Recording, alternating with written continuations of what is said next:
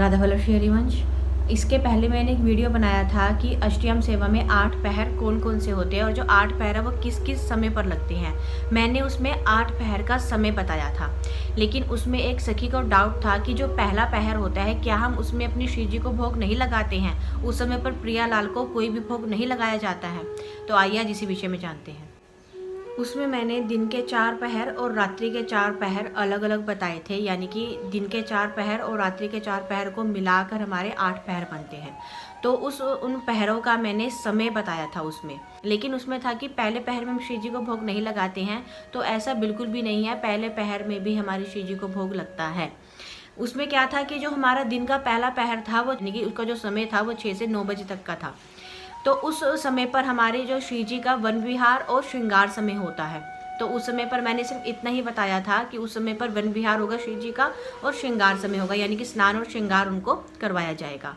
तो ऐसा नहीं है, पहले पहर भी हम श्री जी को भोग लगता है। पूरी अष्टयाम सेवा में हम अपनी श्री जी को कम से कम 6 बार भोग पवाते हैं और 6 बार उनकी आरती करते हैं। तो आइए सबसे पहले ये जान लेते हैं कि 6 बार उनको कब किस किस समय पर भोग पवाया जाता है और किस किस समय पर उनकी आरती की जाती है। इस वीडियो में हम सिर्फ श्री जी के भोग के बारे में बात करेंगे कि उनको किस किस समय पर भोग लगाया जाता है। 8 पहर में जो हमारी अष्टयाम सेवा है उसमें किस किस समय पर हम अपनी श्री जी को भोग लगाते हैं। तो आइए सबसे पहले जान लेते हैं कि सबसे पहला भोग कब लगता है। हमारी श्री जी को सबसे पहला भोग रात्रि के अंतिम पहर, यानी कि जो मंगला का समय होता है उस समय पर हमारी श्री जी को सबसे पहला भोग लगाया जाता है। सबसे पहले जब भी हम अपनी श्री जी को भोग लगाते हैं, उनको भोग अर्पित करते हैं, उसके बाद हमारी श्री जी की आरती अवश्य ही होती है, यानी कि जो आरती होती है वो भोग लगाने के बाद ही होती है। हमारे पास वाणी पाठ में अष्टयाम सेवा पद्धति के नाम से बुक है, मैं आपको बुक भी दिखा देती हूँ। देखिए ये वाली बुक है जो हम सभी के पास होगी, अगर हमने वहाँ से नियम लिया हुआ है या फिर हमारी दीक्षा हो गई है तो ये बुक सभी के पास होती है वाणी जी में से।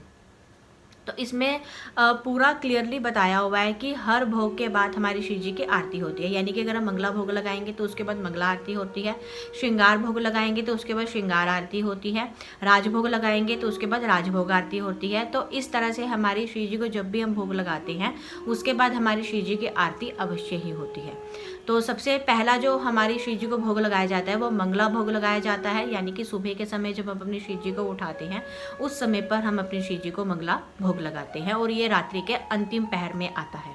तो इसमें आप उस समय को लेकर कंफ्यूज बिल्कुल भी मत होइएगा कि कौन से पहर में हम श्री जी को भोग लगाएंगे, कौन से पहर में नहीं लगाएंगे। तो इस चीज़ को लेकर आप बिल्कुल भी कंफ्यूज मत होइएगा, क्योंकि जो पहर है वो अपने समय पर होता है और हमारी जो श्री जी की सेवा है वो अपने समय पर वैसे ही चलती रहेगी, उसमें किसी तरह का कोई बदलाव नहीं आता है। तो जो रात्रि का अंतिम पहर होता है उस समय पर हमारी श्री जी की मंगला होती है, मंगला आरती होती है। मंगला भोग सबसे पहले उनको लगाते हैं, उसके बाद मंगला आरती होती है। उसके बाद हमारी श्री जी का जो दूसरा भोग है वो श्रृंगार भोग होता है, यानी कि जब उनको स्नान और श्रृंगार करवाया जाता है। जो हमारी श्री जी का श्रृंगार भोग, अगर हम समय उस समय पर देख लें कि पहले पहर का समय क्या है, 6 से 9 के बीच में है पहला पहर, तो उस समय पर हमारी श्री जी का वन विहार होता है और हमारी श्री जी का स्नान और श्रृंगार करवाया जाता है। तो उस समय पर हम अपनी श्री जी को श्रृंगार भोग लगाते हैं जो कि पहले पहर में ही आता है। तो इसलिए उस समय पर श्री जी को पहला भोग यानी कि दूसरा भोग लगाया जाता है श्रृंगार भोग, और उसके बाद उनकी श्रृंगार आरती की जाती है। श्रृंगार भोग के बाद हमारी श्री जी को राजभोग लगाया जाता है जो कि दिन के दूसरे पहर में होता है। तो हमारी श्री जी को राजभोग लगेगा, राजभोग लगवाने के बाद हम उनकी राजभोग आरती करेंगे।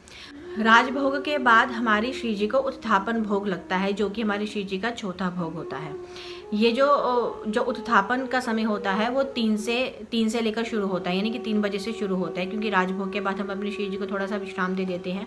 उसके बाद 3 बजे से हम उनको उठाते हैं, उसके बाद उनको उत्थापन भोग लगवाकर उनकी उत्थापन आरती करते हैं। तो ये जो सारा जो उत्थापन की जो क्रिया है वो 3 बजे से स्टार्ट हो जाती है। तो जो हमारे दिन का चौथा पहर होता है, आखिरी जो दिन का चौथा पहर होता है 3 से 6 के बीच में, उस समय पर हम अपनी श्री जी का उत्थापन करवाते हैं और उस समय पर हम अपनी श्री जी को उत्थापन भोग लगाते हैं और उत्थापन भोग लगाने के बाद उनकी उत्थापन आरती की जाती है। तो ये हमारी श्री जी का दिन का चौथा भोग हो गया जो हम अपने प्रियालाल को पवाते हैं। उत्थापन के बाद हमारी संध्या जो संध्या की जो क्रियाएं हैं वो शुरू हो जाती हैं। तो संध्या के समय पर हम उनको, अपने प्रियालाल को संध्या के समय पर भी संध्या का भोग लगाएंगे। उसके बाद संध्या की आरती करेंगे। ये हमारी श्री जी का 5वां भोग हो जाता है। संध्या भोग के बाद हमारी श्री जी का शयन का समय हो जाता है।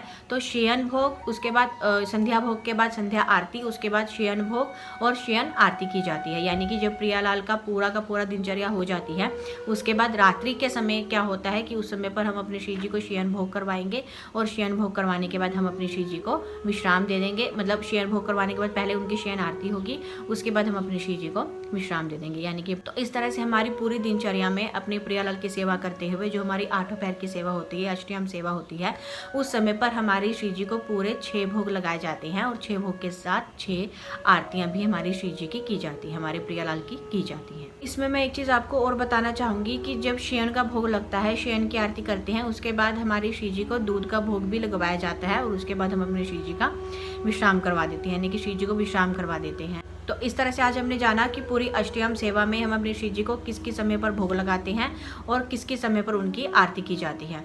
तो उम्मीद करती हूँ कि आप सबकी जो कन्फ्यूज़न है या उन सखी की जो कन्फ्यूज़न थी वो दूर हो गई होगी और उनको अपने सवाल का जवाब मिल गया होगा। राधा वल्लभ श्री हरिवंश।